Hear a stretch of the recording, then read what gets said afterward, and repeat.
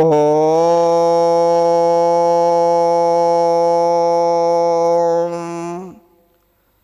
ఓం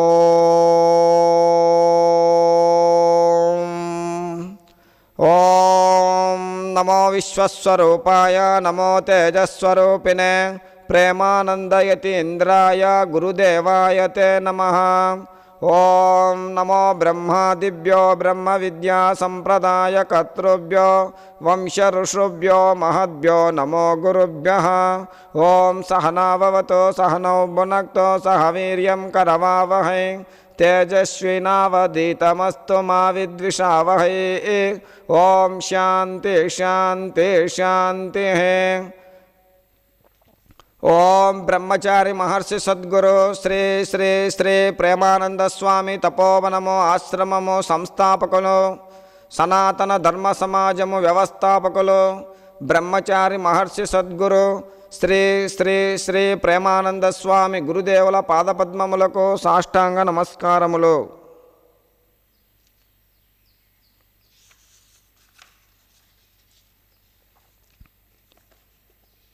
మాఘపురాణము 14వ అధ్యాయము. బొందితో స్వర్గప్రాప్తి నొందిన బ్రాహ్మణ స్త్రీ. ఓ దిలీప మహారాజా, పార్వతికి పరమేశ్వరుడు చెప్పిన మాఘమాస మహాత్మ్యమును దాని ఫలితమును వింటివి కదా.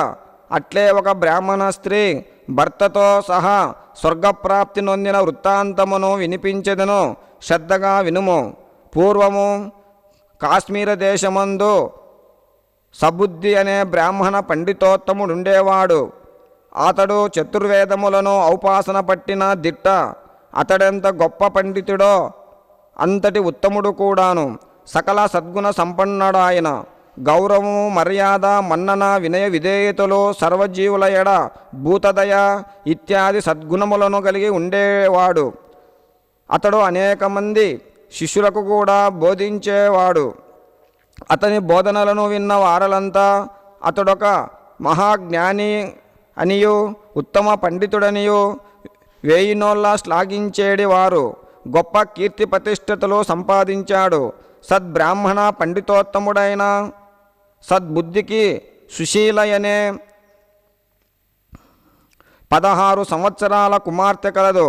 ఆమె అందమైన చక్కని రూపురేఖలతో నవ యవ్వన సౌందర్యవతి వలె మెరిసిపోతుండేది.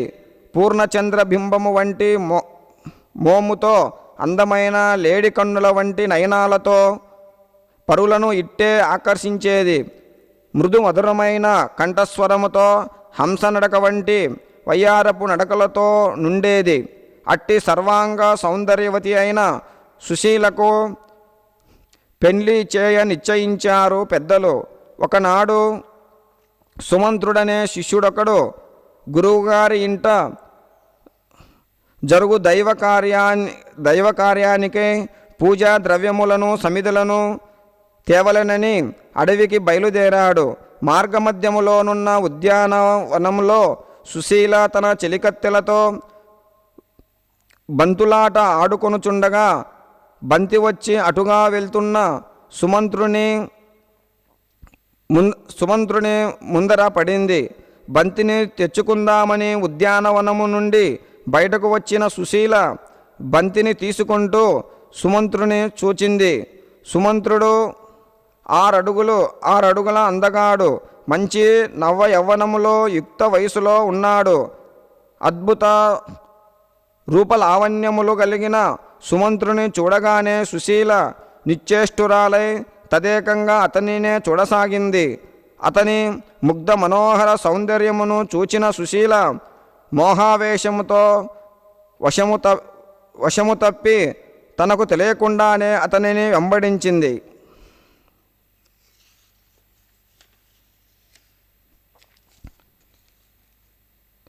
సుమంతుడు అలా పోయి అడవిని ప్రవేశించాడు. సుశీల కూడా చాటుగా అతనిని వెంబడిస్తూ రాసాగింది. అలా వారు చాలా దూరమేగిన తరువాత వారికొక సుందరమైన సరస్సు కనిపించింది. ఆ సరస్సు ప్రకృతి రమణీయతను పూర్తి సంతరించుకొని అలరారుతోంది. సరస్సు నిండా తామరపూలు గుంపులు గుంపులుగా ఉన్నాయి. ఆ తామరపూల యొక్క మకరందమును గ్రోలుతూ తుమ్మెదలు మత్తెక్కి భ్రమిస్తున్నాయి. సరస్సు చుట్టూ వివిధ వర్ణముల పూల మొక్కలు తమ రంగులతో మురిపిస్తున్నాయి. వివిధ ఫల పుష్ప జాతులతో ఆ సరస్సు చూడముచ్చటగా ఉంది. కోయిలలు తమ కుహు కుహు రాగాలతో వీణుల విందు చేస్తున్నాయి. మగనెమళ్ళు పురివిప్పి నాట్యము చేస్తూ తమ అందచందాలతో ఆడనెమళ్లను ఆకర్షిస్తున్నాయి. నీటి జంతువులు అలలపై తేలియాడుతూ అలరిస్తున్నాయి. అందమైన సరస్సు, ఆహ్లాదకరమైన వాతావరణము, మధుర సుమాల సువాసనలు, సౌరభాలతో మరులు గొల్పుతున్నదా సరస్సు. అంతటి ప్రకృతి సౌందర్యమును సంతరించుకున్న ఆ సరస్సును చూడగానే సుమంత్రునికి దాహం తీర్చుకొని అక్కడే విశ్రమించాలనిపించింది. తనివి తీరా నీటిని గ్రోలి ఆ సుందర సుమధుర పచ్చిక బయలుపై విశ్రమించాడు. చాలా దూరం నడిచి అలసిపోయాడేమో, ఆదమరచి నిద్రపోసాగాడు. వెనక నుండి వెంబడిస్తున్న సుశీల ఆదమరచి నిద్రిస్తున్న అతని ముఖార విందమును తనివి తీరా చూచింది. ఒక ప్రక్క ప్రకృతి తన సౌందర్యముతోనూ జాజిమల్లె సంపెంగ పువ్వుల మత్తెక్కించే సువాసనలతోనూ సుశీలను కామప్రేరితురాలిని చేశాయి. ఆమె మన్మథ చేష్టలకు లోనయ్యింది. కామం నిలువెల్లలా ప్రకోపించటంతో ఉండబట్టలేక సుమంత్రుని పలకరించింది. ఓ సుకుమార, సుమంత్ర, లే, నిన్ను చూడగానే నా మనస్సు వశం తప్పింది. నీ అందం నన్ను ఉక్కిరిబిక్కిరి చేస్తున్నది. అందుకే నీకు తెలియకుండా వెంటపడ్డాను. అందగాడా, రా, నన్ను బిగయారా కౌగిలించుకో. నేనీ కామ ప్రకోపాన్ని తట్టుకోలేకున్నాను. ఈ ఏకాంత ప్రదేశములో మనమిద్దరము మన్మథ సామ్రాజ్య నేలుదాము.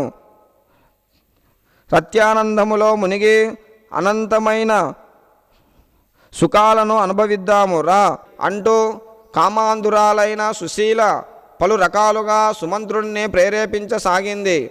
ఈ హఠాత్ పరిణామానికి సుమంత్రుడు నిశ్చేష్టుడయ్యాడు. కామ ప్రకోపముతో పలుకుతున్న సుశీల మాటలకు నివ్వెరపోయిన సుమంత్రుడు, నీకేదైనా పిచ్చి గ్రహము పట్టిందా? ఏమిటా వాగుడు? నీవు ఎవరితో మాట్లాడుతున్నావో తెలుస్తోందా? నేను నీ తండ్రికి శిష్యుడను, ఆయన నాకు గురువు. ఆ విధంగా నీవు నాకు చెల్లెల వరుస అవుతావు, నేను నీ అన్నను అవుతాను. నిన్ను ఏదో ఆవహించింది, లేనిచో నీవిట్ల కామముతో చిందులేయవు. నీ వయస్సు అదుపులో ఉంచుకొనలేకపోతున్నావు. నీవెంతో అందగత్తెనని విర్రవీగుతున్నావేమో, హద్దు మీరి ప్రవర్తిస్తున్నావు. నీవు చక్కని విద్యావతివి, సకలము తెలిసిన వారిట్లు చేయవచ్చునా? నీ ప్రయత్నాన్ని విరమించుకో. నేను నీ తండ్రి వద్ద విద్యను అభ్యసించే శిష్యుడనని మరువకు. నీతో నా పొత్తు కుదరదని తెలుసుకో. నీవు ఈ ప్రయత్నమును మాననిచో అష్ట కష్టాల పాలవుతావు. వావి వరుసలో గనింపక మన్మథాగ్నికి బలికాకు. మనమిద్దరము సంభోగించినచో అఘోర మహాపాతకము. మనం ఎన్ని జన్మలెత్తిననూ పోదు. ఈ పాపానికి విముక్తి లేదు. ఆచంద్రార్కము నరకయాతనలో అనుభవించవలసి వస్తుంది. కావున నీ కోరిక మన్నించజాలను. ఇంటి నుండి బయలుదేరి ఇప్పటికే చాలా కాలాతీతమయ్యింది. గురువుగారికి విషయం తెలిస్తే దండించక మానరు. కావున రమ్ము, పూజా ద్రవ్యములను సమిధులను తీసుకొని ఇంటికి పోవుదము అని సుమంత్రుడు అనేక విధములు నచ్చచెప్పాడు. అంతటా సుశీల, ఓయి సుమంత్ర, స్త్రీ తనంత తానై వలచి వచ్చినచో కాదనువాడంటూ ఉంటాడా? సువర్ణము, రత్నాలు, అమృతము ఇత్యాదులు తమంత తామై వస్తుంటే కాలదన్నుకునేవాడుంటాడా? అట్టు చేసువారు వివేక శూన్యులే. నా సర్వస్వాన్ని, నా అంగాంగాలన్నిటినీ కర్పిస్తానంటే నిరాకరిస్తున్నావే. నీ అంతటి వెర్రిబాగుల వాడుంటాడా? నిన్ను నే వలచాను, నా సర్వస్వము నీకు అర్పించదలచాను. నీవు అంగీకరించి నన్ను నీ బిగగౌగిట బంధించి రత్యానందముతో వలలాడిస్తూ నా కామతృష్ణను తీరుస్తావా? సరే సరే, లేనిచో నేనిక్కడే ప్రాణత్యాగం మొనర్చుకుంటాను.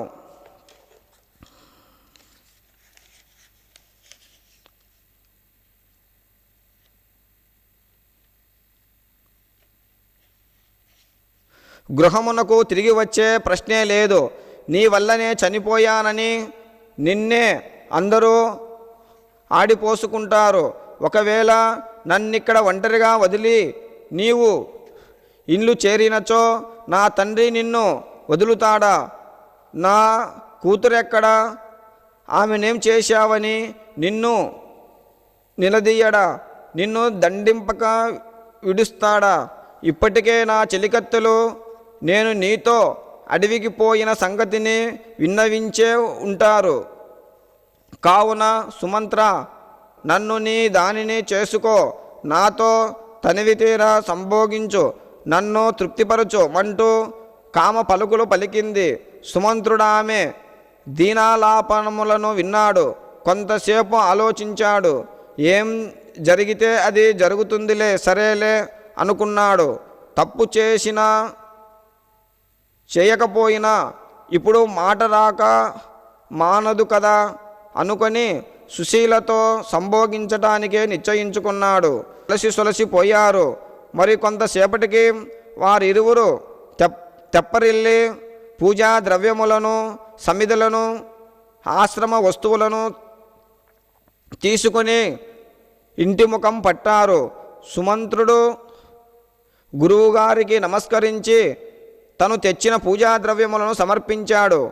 అడవికి పోయి కష్టపడి ఆశ్రమ వస్తువులను తెచ్చిన శిష్యుడైన సుమంత్రుని మెచ్చుకొన్నారు. పిమ్మట కూతురైన సుశీలతో, అమ్మ, ఉద్యానవనంలో చెలికత్తెలతో ఆటలాడి అలసిపోయినట్లున్నావు.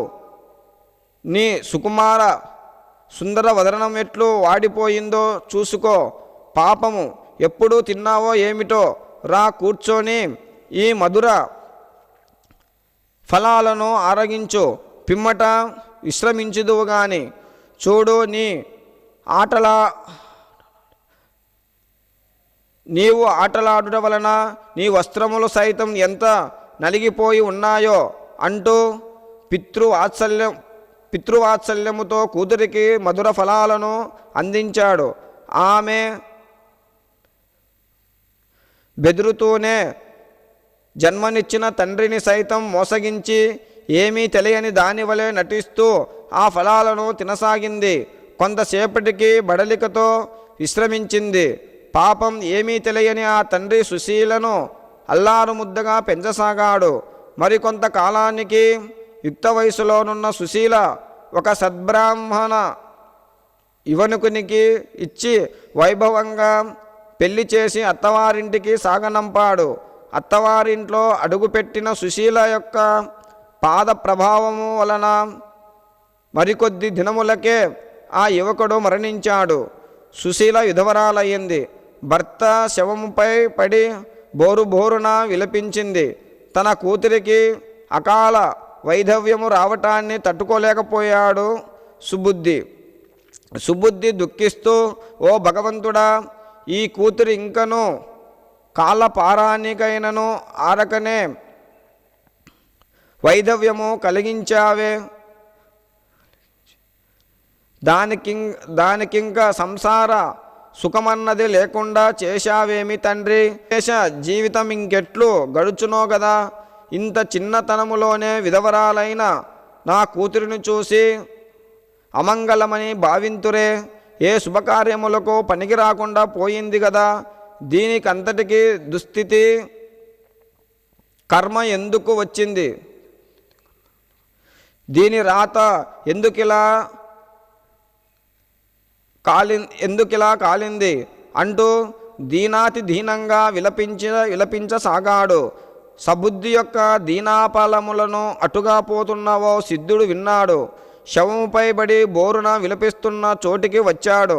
అయ్యా, మీరెందుకింత విలవిలా ఏడుస్తున్నారు? పుట్టినవారు గిట్టక మానరు గదా. మరణము మానవునికి సహజమే గదా. ఈ తీవ్ర దుఃఖానికి కారణమేమి అని సుబుద్ధుడు అడిగినాడు. అంతటా సుబుద్ధి, స్వామి, మీరు సర్వజ్ఞుల వలె నున్నారు. మిమ్మల్ని చూడగానే నా బాధ కొంత తీరింది. ఈమె నా కుమార్తె, మరణించినవాడు ఆమె మొగుడు, నాకు అల్లుడు. నాకు ఈ కూతురొక్కతే సంతానము. పిన్న వయసులోనే నా కూతురికి కలిగిన వైధవ్యాన్ని తలుచుకొని దుఃఖిస్తున్నాను. నా హృదయము తరుక్కపోతున్నది. ఈమె శేష జీవితం ఎట్లు గడుచునో అనే దిగులుతో దుఃఖిస్తున్నాను. ఈమెకి దుస్థితి ఎందుకు కలిగిందో, ఈ పూర్వజన్మ వృత్తాంతము ఎట్టిదో మీకు తెలిసినచో సెలవియ్యండి అంటూ దీనంగా వేడుకొన్నాడు.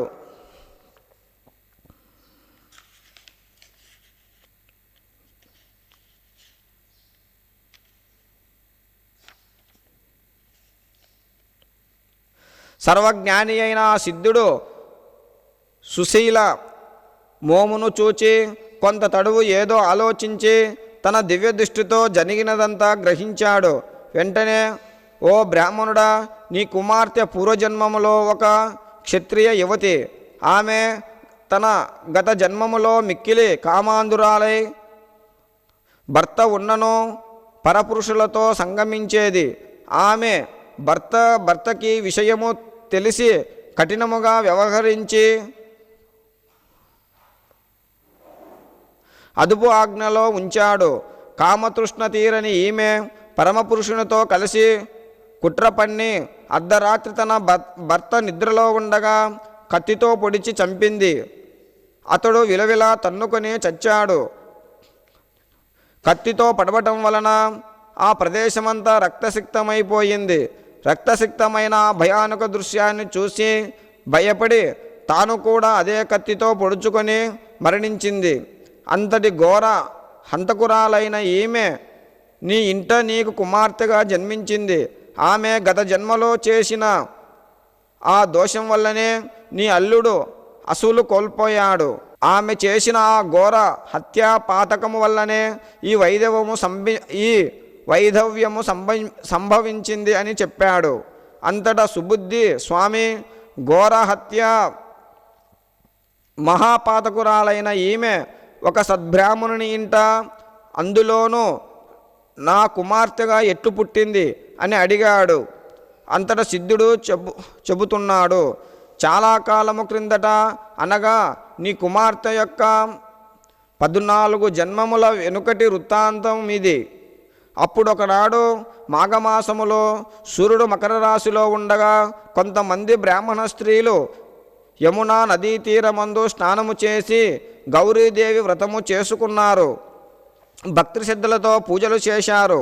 ఆ గౌరీదేవి వ్రతము చేసిన స్త్రీలలో నీ కుమార్తె కూడా ఉంది. అదిగో, ఆనాడు మాఘమాసములో యమునా నదీ స్నానము మరియు గౌరీదేవి వ్రతాన్ని చేసిన పుణ్యము ఫలము వలన ఆమె నీ కుమార్తెగా జన్మించింది. అయినను ఏమి ప్రయోజనము? ఈమె తన కామ తురతను వీడలేక నీ శిష్యుడైన సుమంత్రునితో తన కామతృష్ణను రహస్యముగా తీర్చుకొన్నది. అతనితో రహస్యముగా రమించింది. ఆ పాపము వల్లనే ఈమెకి వైధవ్యము సంప్రాప్తించింది. మాఘమాస పుణ్యఫలము వల్ల మీ ఇంట పుట్టినను తను చేసిన ఘోర పాపము వల్ల తన భర్తను చంపుకొని వైధవ్యము పాల్బడి విధవరాలయ్యింది. కావున ఈమెకు గత జన్మ పాపము, ప్రస్తుత పాపము వలన ఈ అకాల వైధవ్యము కలిగింది. ప్రతి జీవియు తన పాప పుణ్యాల ఫలితము అనుభవించవలసిందే కదా, ఇక దుఃఖించవలసిన పని లేదు. కర్మ సిద్ధాంతము ప్రకారము కానున్నది కాక మానదు, జరగబోవునది జరగక మానదు, జరిగినది జరుగుతున్నది జరగబోవునది మంచికే అనుకోవాలి అని సిద్ధుడు చెప్పి సుబుద్ధుని ఓదార్చాడు. అంతటా సుబుద్ధి, భగవంతుడా, నేనంతటి పాపపు మాటలు వినవలసి వచ్చింది. గత జన్మలో ఈమె తన భర్తను హత్య చేసి తాను ఆత్మహత్య చేసుకున్నదా? హరిహరి, ఎంత అగాత్యము చేసింది. పోనీ ఈ జన్మలోనైనా కన్యగా ఉండి వివాహం చేసుకున్నదా? అది లేదు. నా శిష్యుడైన వాడు నా కొడుకుతో సమానమని ఈమెకు తెలియగదా? ఆ విధముగా నా శిష్యుడు ఆమెకు అన్నవరస అవుతాడు కదా. అవునులే, కామముతో కళ్ళు మూసుకొని పోయిన వారికి వారి వరసలు ఏమి తెలుస్తాయి? కామాంధురాలై సోదరుని వంటి వానితో రమించినదా?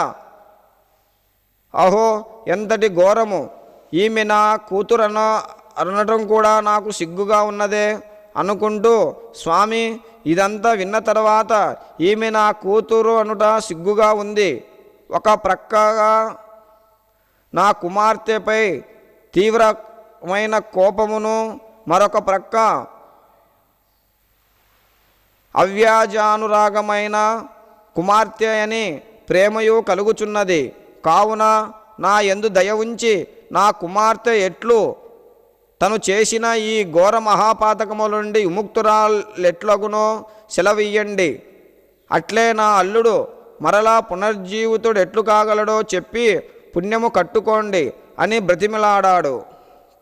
ఓ బ్రాహ్మణోత్తమ, నీ కుమార్తె తాను చేసిన ఘోర హత్యా పాతకముల నుండి పాపముల నుండి ఎట్లు విముక్తురాలు కాగలదో చెప్పెదను వినుము. ఈ మాఘమాసములో నీ కుమార్తెచే నదీ స్నానము చేయించి గౌరీదేవి పూజను చేయించుము. ధూపదీప నైవేద్యాలతో పూజించి ముత్తైదువులను పిలిపించి వాయునాలిప్పించుము. మాఘమాసము 30 రోజులు నీ కూతురుచే ఈ విధముగా చేయించుము. భక్తి శ్రద్ధలతో విష్ణుదేవునికి పూజలు, భజనలు, సంకీర్తనలు, హరికథలు ఇత్యాదులను నిర్వర్తించుము. అట్లు నీ కూతురిచే చేయించినట్లయితే ఆమె యొక్క పంచమహాపాతకములు హరించుకుపోతాయి. నీ అల్లుడు కూడా పునర్జీవితుడు కాగలడు. అత్యంత నియమనిష్టలతో ఆచరించినట్లయితే నీ కోరిక తప్పక నెరవేరగలదు. ఆ విధి విధానమును కూడా వినుము. మాఘశుద్ధ విధియనాడు ముత్తైదువును పిలిపించి వారికి స్నానము గావించి వారి పాదాలకు పసుపు రాసి వారి నుదుట బొట్లు పెట్టి పూజించాలి. 2 కొత్త చేటలు తెచ్చి అందొక దానిలో చీర, రవికుల గుడ్డ, పసుపు, కుంకుమ పండ్లు,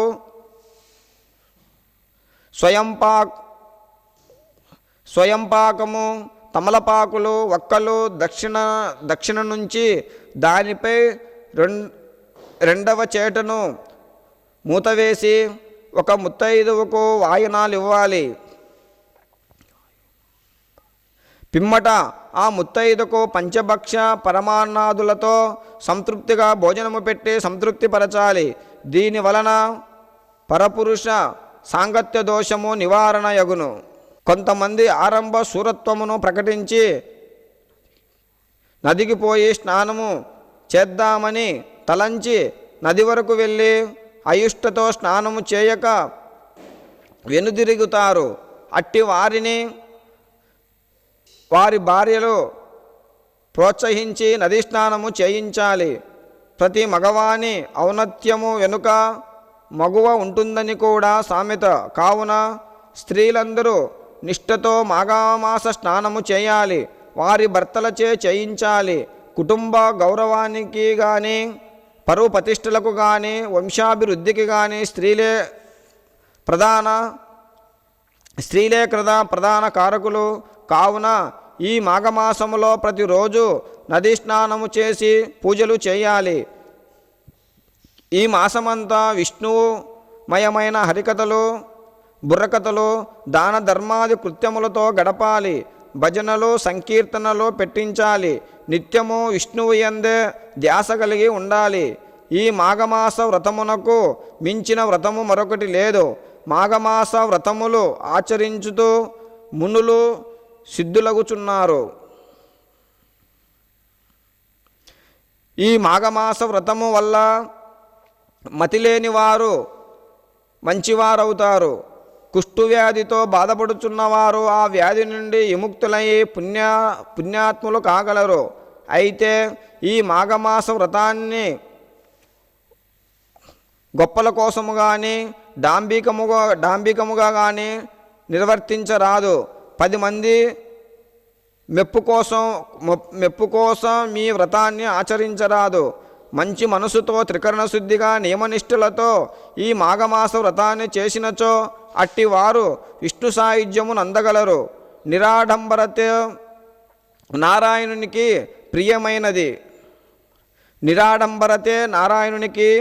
ప్రియమైనది. చిత్తశుద్ధితో ఈ మాఘమాస వ్రతాన్ని చేయాలి. భక్తి శ్రద్ధలు నియమనిష్టలు నిరాడంబరత చిత్తశుద్ధి మున్నగునవియే ప్రధానములని సిద్ధులు ఉపదేశించి తన దారిన తాను వెళ్ళిపోయాడు.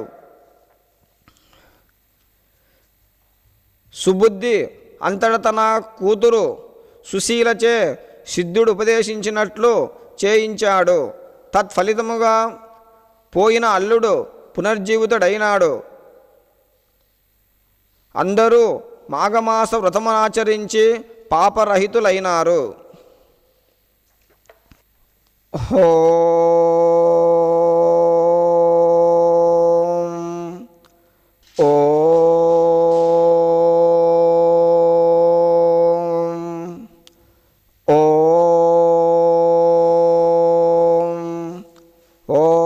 सहनाववतो सहनौ भुनक्तो सह वीर्यं करवावहै तेजस्विनावधीतमस्तु मा विद्विषावहै।